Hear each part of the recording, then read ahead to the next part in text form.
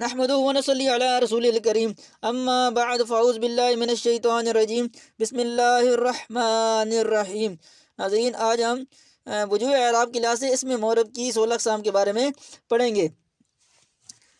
ہم پڑھ چکے ہیں کہ اسم کی مختلف اعتبارات سے مختلف اقسام ہیں، اس لحاظ سے جو ان میں معرب اسماء ہیں ان کی بھی اعراب کی جہتیں بھی مختلف ہیں۔ اس لحاظ سے انہوں نے ان کو 16 اقسام میں ان کو تقسیم کیا ہے، ان کو ایک تقسیم کیا اور ان کو بیان کیا ہے۔ آج ہم جو ان کی 16 اقسام ہیں اس میں معرب کی مختلف جو اعراب کے مختلف شکلوں کے اعتبار سے اس کی ہم پہلے اقسام شروع کریں گے۔ پہلی قسم جو ہے وہ مفرد منصرف صحیح ہے۔ مفرد سے مراد ایک، منصرف سے مراد جس کو پھیرا جا سکے۔ لفظی طور پر یہ مطلب بیان کر رہا ہوں۔ صحیح سے مراد جس میں حرف علت نہ ہو۔ تو اس کے لفظی مطلب سے، لغوی مطلب سے بھی سمجھا جا سکتا ہے کہ مفرد منصرف صحیح کسے کہتے ہیں، کون سے اسم کو کہتے ہیں۔ ایسا اسم جو واحد و منصرف ہو۔ واحد سے مراد کہ ایک پر دلالت کرے، لفظاً وہ ایک ہو، ٹھیک ہے،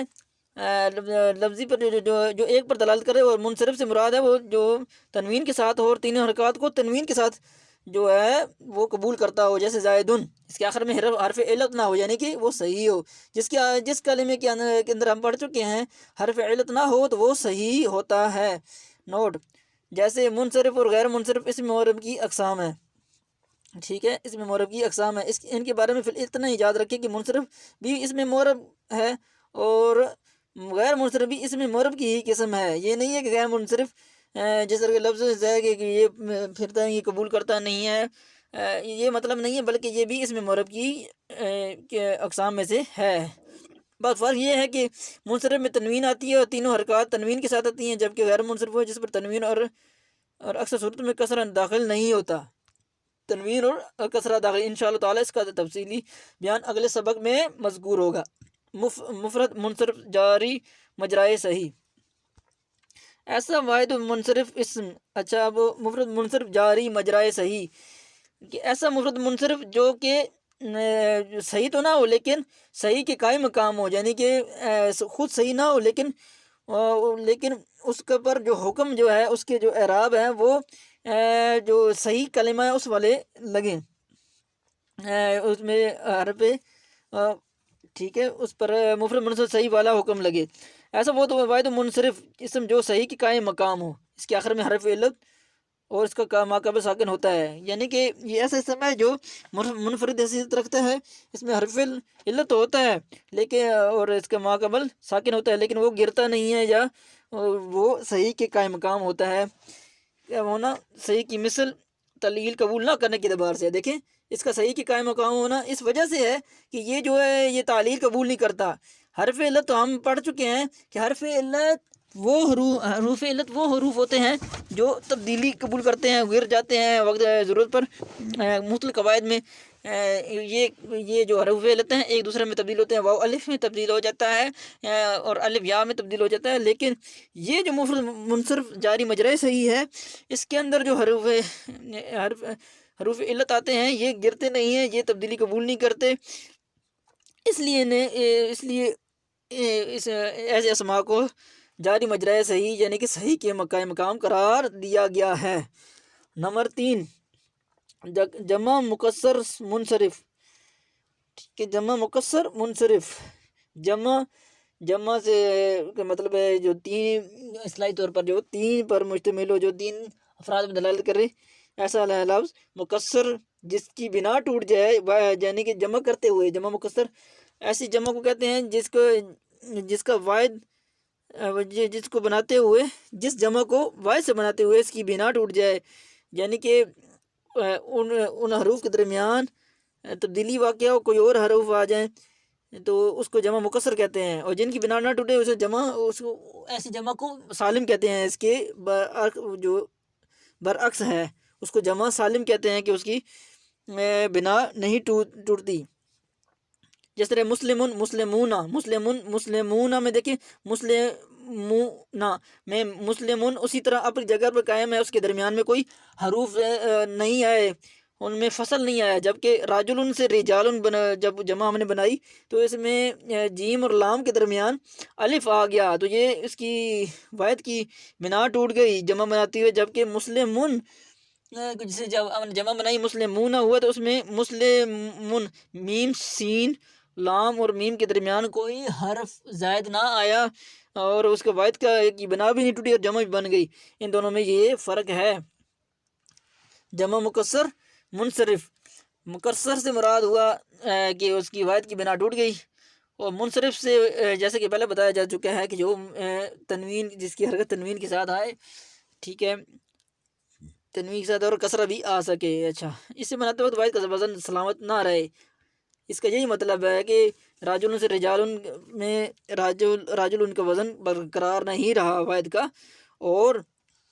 مسلمون میں مسلمون جب کہا تو اس میں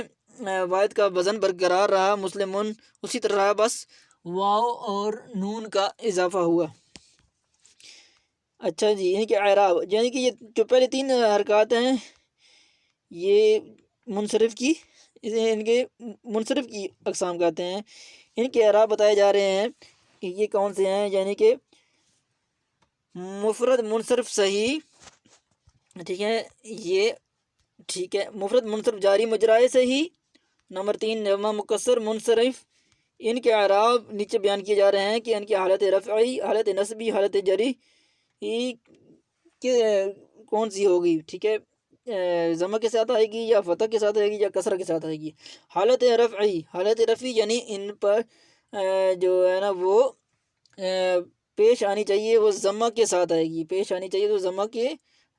یہ رفع آنا چاہیے، حالت رفعی سے مراد رفع آنا چاہیے، وہ ضمہ کے ساتھ ہوگا، ضمہ سے مراد پیش ہی ہے۔ جاء زید و زبی و رجال، دیکھیں جاء زید میں مفرد منصرف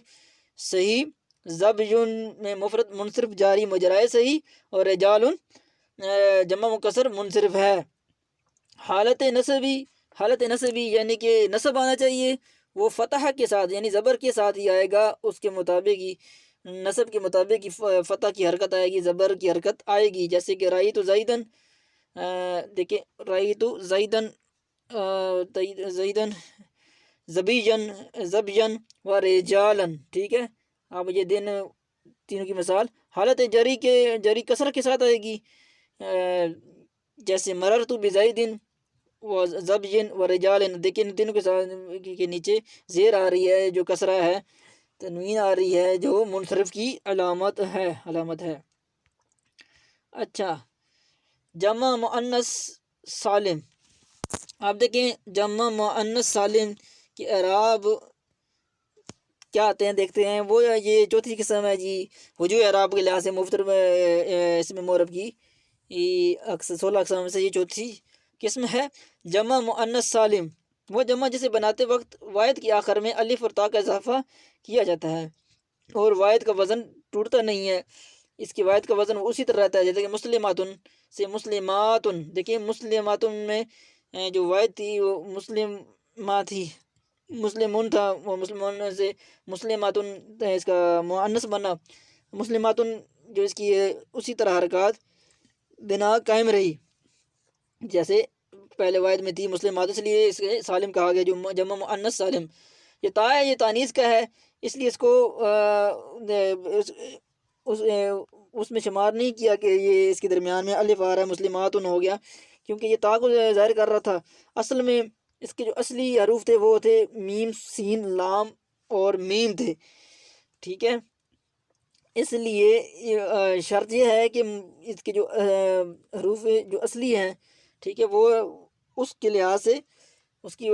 کی بنا واحد کی نہ ٹوٹے، تو اس میں دیکھیں مسلمون اس میں تھے، اس کے حروف اصلی حروف تھے، ان کی بنا ٹوٹے، اس لیے اسے جمع مؤنث سالم کہا گیا۔ اس کے اعراب دیکھتے ہیں، یہ بھی ٹھیک ہے، حالت رفع ضمہ کے ساتھ، ٹھیک ہے، یہ اچھا حالت رفعی یعنی رفع آنا چاہیے تھا ضمہ کے ساتھ، اسی طرح ہے، جبکہ حالت نصبی کسر کے ساتھ، حالت نصبی یعنی کہ اس پہ نصب آنا چاہیے تھا، لیکن رأیت مسلماتن، ادھر دیکھیں ہن مسلماتن، اس پہ دیکھیں ہن جو ہے، دیکھیں اچھا حالت رفعی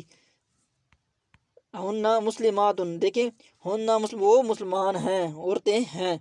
تو یہ اس میں مسلمات خبر واقع ہو رہا ہے، اور خبر جو ہوتی ہے وہ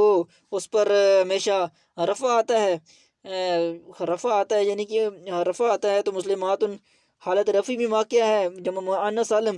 تو اس کی حالت رفع جو ہے وہ ضمہ کے ساتھ ہوئی، تو ضمہ میں دیکھیں مسلمات لکھا ہوا ہے۔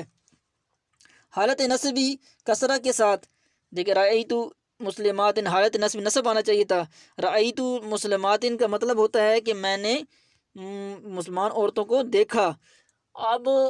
جس کو دیکھا جائے وہ جو اس پر کام ہو رہا ہے، یہ دیکھنے کا عمل کس پر واقع ہو رہا ہے؟ یہ مسلمات پر واقع ہو رہا ہے، یعنی کہ مسلمان عورتوں کو دیکھا، تو مسلمات جمع مؤنث سالم ہے، اور اس کی حالت نصبی کسرہ کے ساتھ ہے، اس لیے رأیتو مسلمات لے کر آئے، اور حالت جری اس کی جو ہے وہ کسرہ کے ساتھ، حالت جری کسرہ کے ساتھ، یعنی حالت نصبی اور حالت جری دونوں کسرہ کے ساتھ آئیں گی۔ میں مررتو بی مسلمات، میں مسلمان عورتوں کے قریب سے گزرا، با جو ہے حرف جا رہا ہے، ہم پہلے بھی بیان کر چکے ہیں، بار بار ریپیٹ کیا جاتا ہے، با جو ہے وہ کسرہ دیتا ہے، مسلمات مررتو بی مسلمات، تو یہ دیکھیں یہ بھی کسرہ کے ساتھ، یہ حالت جری کسرہ کے ساتھ